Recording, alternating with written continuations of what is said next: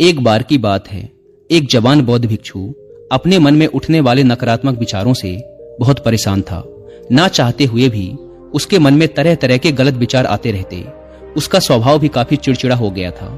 वह बात बात पर गुस्सा हो जाता, दूसरों के प्रति जलन और नफरत की भावना रखता, लोगों की बुराई करता और अपने मन में तरह तरह की नकारात्मक कल्पनाएं करता। वह अपनी इन सब बुरी आदतों से बहुत परेशान हो चुका था। उसने बहुत से तरीके आजमाए, बहुत प्रयास किया अपने अंदर के इन बुरे विचारों को खत्म करने का, लेकिन कोई भी तरीका काम नहीं कर रहा था। अंततः एक दिन परेशान होकर उसने अपने गुरु के पास जाने का निर्णय किया। गुरु एक बहुत ही बुद्धिमान और आत्मज्ञानी व्यक्ति थे। जवान भिक्षु ने गुरु से पूछा, गुरुदेव, मैं अपने मन से इन नकारात्मक विचारों को कैसे खत्म कर सकता हूँ? गुरु ने उत्तर देते हुए कहा, नकारात्मक विचार बादलों की तरह होते हैं जो कि साफ आसमान को धुंधला बना देते हैं।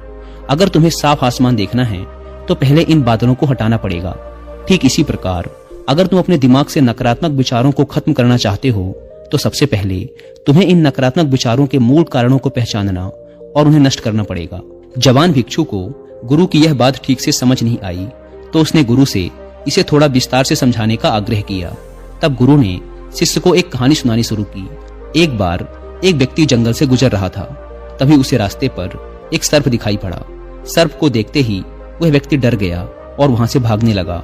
जैसे ही वह दौड़ा, उसका पैर एक पत्थर से टकरा गया और वह वहीं गिर पड़ा। उसने खुद को बुरी तरह घायल कर लिया था।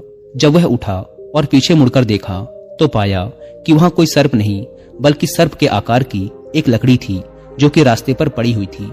यह देखकर उस व्यक्ति को महसूस हुआ कि उसे नुकसान पहुंचाने का कारण वह सर्प नहीं बल्कि उसके खुद के अंदर बैठा डर और नकारात्मक विचार हैं जिसने उसे घायल कर दिया। कहानी खत्म करते हुए गुरु ने उस जवान भिक्षु से कहा, मन के नकारात्मक विचार इस कहानी के सर्प की भांति हैं जो तुम्हारी परेशानी का मूल कारण नहीं है बल्कि तुम्हारी समस्या का मूल कारण तुम्हारे अंदर बैठा डर, हीन भावनाएं और अतीत के बुरे अनुभव हैं जो कि नकारात्मक विचार, गुस्सा और द्वेष के रूप में बाहर आते हैं। इसीलिए अगर तुम्हें अपने मन से नकारात्मक विचारों को खत्म करना है तो इसके मूल कारण को पहचान कर उसे नष्ट करना होगा। अब हम इस कहानी को अपने जीवन में कैसे लागू कर सकते हैं, इसके लिए कुछ प्रैक्टिकल टिप्स हैं।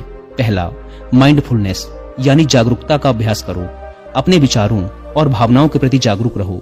देखो कि आपके भीतर क्या चल रहा है, आप अपने आसपास की घटनाओं पर क्या प्रतिक्रिया देते हैं। साथ ही मन में उठने वाले हर नकारात्मक विचार के कारण का पता लगाने का प्रयास करो।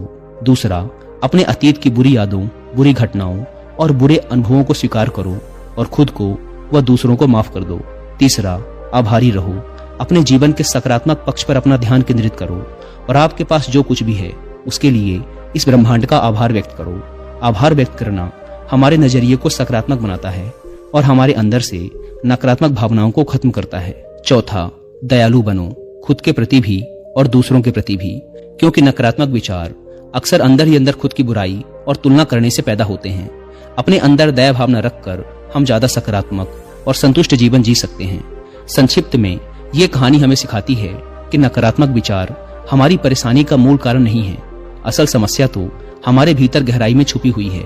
इन विचारों के मूल कारणों को पहचान कर हम इन विचारों को अपने दिमाग से निकालना शुरू कर सकते हैं और एक ज्यादा खुशहाल व शांति से भरा जीवन जी सकते हैं। याद रहे, कहानी के सर्प की भांति हमारे ज्यादातर नकारात्मक विचार भी सिर्फ भ्रम मात्र हैं जिन्हें हम अपने मन में पैदा करते रहते हैं। दोस्तों, मैं यहाँ पर आपको कुक एफएम पर ये वाली ऑडियो बुक भी रिकमेंड करूंगा जिसका नाम है 11 दिन सकारात्मकता की ओर। ये ऑडियो बुक एक पॉजिटिव माइंडसेट डेवलप करने में आपकी बहुत हेल्प करेगी। और अभी कुक एफएम पर अब तक का सबसे बड़ा ऑफर भी चल रहा है जिसमें आपको इसके मंथली सब्सक्रिप्शन पर मिल रहा है सीधा 70% का ह्यूज डिस्काउंट। यानी आपको इसके फर्स्ट मंथ का सब्सक्रिप्शन पड़ेगा 99 की बजाय सिर्फ 29 रुपीज का, अगर आप यूज करते हैं कूपन कोड SALE70। लेकिन यह ऑफर सिर्फ आज रात 12 बजे तक ही वैलिड है, इसलिए देर न करें और इस ऑफर का फायदा उठाएं। ऐप को डाउनलोड करने की link description and first comment पर मिल जाएगी। धन्यवाद।